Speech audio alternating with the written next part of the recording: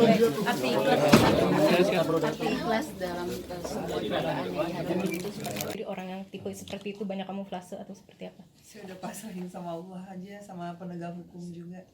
Karena kan gini, dari kemarin kan setiap saya ketemu sama teman-teman selalu banyak pertanyaan, yang pertanyaannya sebenarnya hampir sama, yang mungkin yang tadinya saya bilang saya tidak mau jawab kan gitu. Saya nggak mau jawab tentang masalah maaf memaafkan itu, biarkan antara saya sama Allah aja yang tahu. Tapi di sini saya ingin bilang, saya tidak ada dendam. Saya sudah, istilahnya saya nggak dendam sama mereka. Saya sekarang udah nggak benci sama mereka. Saya maafkan semua kesalahan mereka, tapi prosedur hukumnya dijalankan dengan baik, dengan semestinya. Kenapa?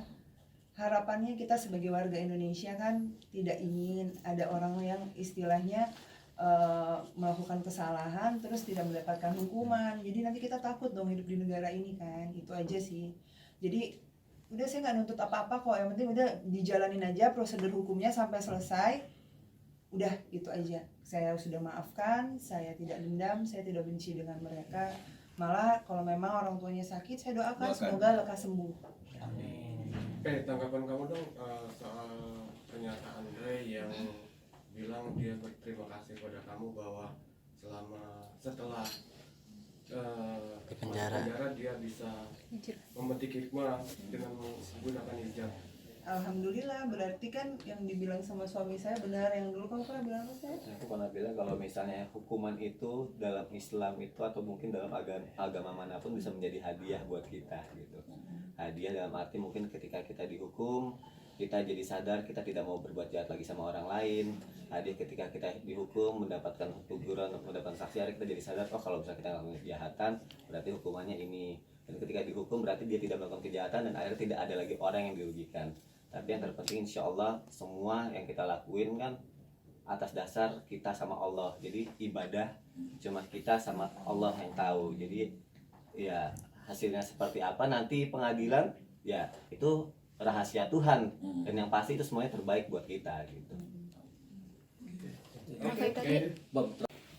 Semuanya saya serahkan kepada Allah Subhanahu Wa Taala dan saya percayakan kepada penegak hukum. Dan itu aja. Ya, jadi kalau boleh cerita, Faye juga pertama kali tahu itu kan dari orang lain, ya artinya dia melakukan aktivitas biasa normal, tapi kembali karena orang tahu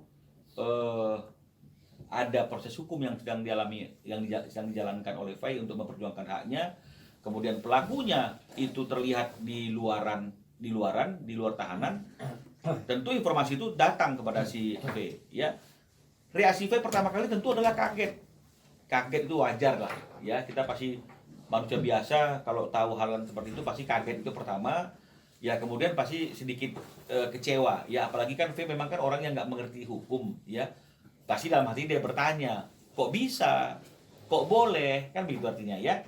Maka setelah itu dia bertanya kepada saya ya, ketika dia bertanya kepada saya jelaskan bahwa memang secara aturan itu diperbolehkan ya, dengan izin, dengan pengawalan. Tapi yang menjadi persoalan adalah jika izin itu digunakan tidak sesuai dengan apa yang dimohonkan, tapi digunakan untuk hal yang lain, jangan-jangan waktunya untuk hal yang lain lebih banyak daripada hal yang dimohonkan. Itu yang saya katakan sama si Faye yang tidak benar. Jadi itulah yang bisa kami sampaikan kalau bicara mengenai masalah reaksi dari pertama Virus begitu mendapatkan informasi dari teman-temannya ya, teman-teman dan juga teman media. Selamat pagi teman-teman media semuanya. Terima kasih telah merespon undangan saya selaku kuasa hukumnya Virus untuk hadir pada pagi hari ini, karena pada pagi hari ini kita berniat untuk memberikan pernyataan atau respon atas berita yang akhir-akhir ini heboh mengenai adanya Pablo di luar tahanan ya. Jadi supaya tidak ada pertanyaan yang orang per orang yang tentunya itu akan sangat mengganggu Faye sendiri ya. Artinya itu sendiri sudah bikin dia sedih dan kecewa. Kalau teman-teman satu persatu telepon dia, terus kemudian bertanya ke dia, jadi yang dia sudah ingin lupakan kembali diingat. Sementara kalau tidak juga memberikan pernyataan atau sikap atas kejadian tersebut, kami juga merasa bahwa itu tidak tepat karena itu merupakan hak jawab yang juga perlu juga diketahui oleh teman-teman media dan juga masyarakat. Itulah tujuan kami kemarin memberikan undangan kepada teman-teman media agar hari ini berkenan hadir biar kami menyampaikan pernyataan, dan jika ada pertanyaan-pertanyaan dari teman-teman media atas sikap kami juga akan bisa sampaikan, sehingga setelah hari ini mudah-mudahan tidak ada lagi teman-teman media yang masih bertanya atau yang masih meminta wawancara dengan V, karena V juga ingin melupakan atau ingin tidak mengingat-ingat lagi kejadian yang telah terjadi kemarin. Jadi itulah yang perlu kami sampaikan. Dan kalau kita bicara mengenai masalah prosedur, ya memang dalam PP ya nomor 58 tahun 99 tentang syarat-syarat dan tata cara pelaksanaan wewenang, tugas dan tanggung jawab perawatan tahanan, karena kan belum putusan ya, jadi statusnya masih tahanan, belum terpidana. Itu memang di dalam pasal 45, 46 ya diatur memang mengenai masalah hal-hal luar biasa ya, untuk izin untuk meninggalkan rutan atau cabang rutan. Itu sebenarnya keperluannya dari konstruksi, ada penyerahan berkas, ada persidangan, ada perawatan kesehatan, dan hal-hal luar biasa atas izin dari pejabat yang berwenang. Jadi hal-hal yang luar biasa ini diantaranya tentu adalah jika ada kematian yang dialami oleh keluarga dari tahanan, terus kemudian ada sakit keras yang dialami oleh keluarga terdekat dari tahanan seperti ayah, ibu, dan saudara kandung ya, maka itu ya.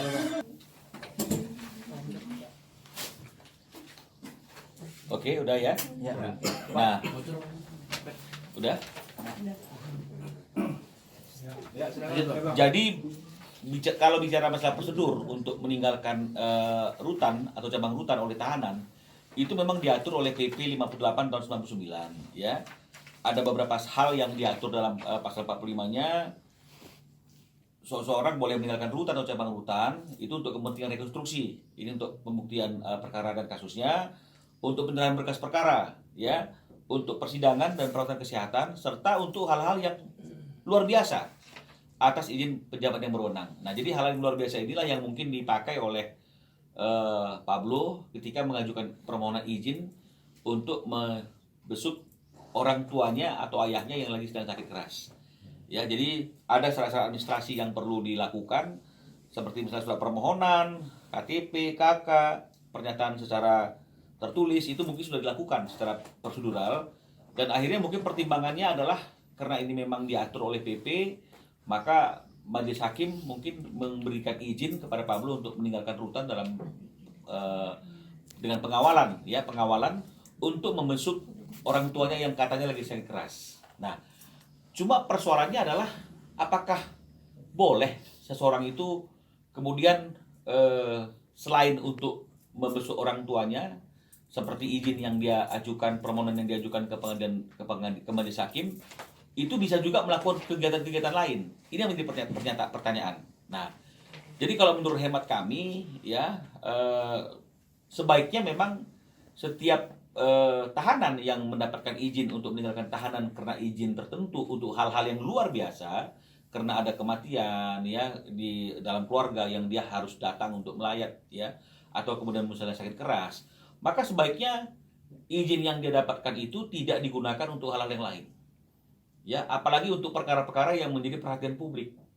Ya, semua orang mengerti atas perkara itu, semua orang kenal dengan kita sebagai orang yang lagi dalam masalah hukum, dan juga orang tahu kita juga statusnya masih dalam tahanan. Ketika kita kemudian ada di tempat umum, ini akan jadi masalah. Ya, yang dipersoalkan bukan hanya bagaimana hukum di negara kita atas orang-orang yang harusnya berada dalam tahanan tapi ada di luar tahanan, juga ini juga akan berdampak kepada korban yang lagi memperjuangkan haknya. Nah, kalau misalnya orang-orang yang mengerti aturan, seperti misalnya mengerti hukum, mungkin mereka tahu bahwa itu adalah hal yang memang sudah diatur oleh peraturan pemerintah tahun 58 tahun 99. Ya, tapi kalau bagi masyarakat awam yang nggak mengerti hukum, ini akan menjadi sesuatu yang merugikan atas penegakan hukum yang ada di Indonesia. Jadi ini yang harus menjadi perhatian bagi pejabat yang berwenang dalam melakukan izin, memberikan izin dan juga pengawalan atau pengawasan. Nah, karena kalau misalnya kita berhitung, maka akan ada pertanyaan, mana waktu yang digunakan lebih lama oleh Pablo? Membesuk orang tuanya atau jalan-jalan di Pasar Sentul dan juga di Mall Gandaria City? Nah, harusnya kalau memang misalnya urgent, hal yang luar biasa karena orang tuanya sakit, harusnya memang waktu yang terbanyak yang diberikan adalah membesuk orang tuanya dan kemudian kembali ke tahanan. Ya, tapi ya kita tidak bisa intervensi apapun. Memang itu yang terjadi, yang menurut mereka itu yang terbaik, ya kita tidak bisa menyatakan apapun. Tapi memang sangat disayangkan karena akhirnya itu menjadi suatu berita yang heboh, berita yang besar. Orang yang statusnya tahanan kok ada di luar tahanan, ditemukan di tempat-tempat umum, di mall, di pasar Sentul, makan di restoran. Jadi ini yang akhirnya berdampak juga kepada keyakinan masyarakat, khususnya masyarakat yang mungkin awam hukum. Ini bagaimana penegakan hukum yang ada di Indonesia, dan juga tentu itu kembali kepada korban. Akan banyak pertanyaan dari teman-teman media, akan banyak pertanyaan dari netizen, dari saudara, dari sahabat. Ini yang juga melelahkan, ya.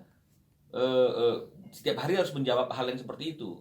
Nah, jadi kalau bisa memang seperti yang tadi saya katakan, bahwa memang dalam aturannya tidak ada sanksi pidana, tapi harusnya ada sanksi administrasi yang tegas yang dilakukan kepada orang-orang yang telah patut diduga menyalahgunakan izin keluar. Ya, kalau sesuai prosedurnya ya sesuai prosedur maka dikabulkan. Tapi aplikasinya ini juga yang perlu kita pertanyakan, apakah memang dilaksanakan sesuai dengan maksud dan tujuan izin itu diberikan atau tidak. Nah, jika tidak, maka seharusnya perlu ada sanksi administratif yang tegas yang dilakukan oleh kepala rutan kepada tahanannya, dan tentunya kepada majelis hakim yang terlanjur sudah memberikan izin keluar dan dia melihat fakta bahwa di lapangan izin itu tidak digunakan sebaik mungkin karena digunakan untuk hal-hal yang lain.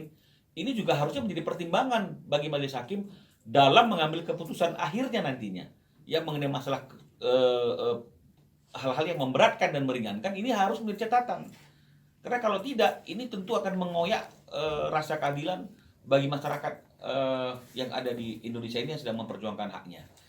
Jangan lupa subscribe ya.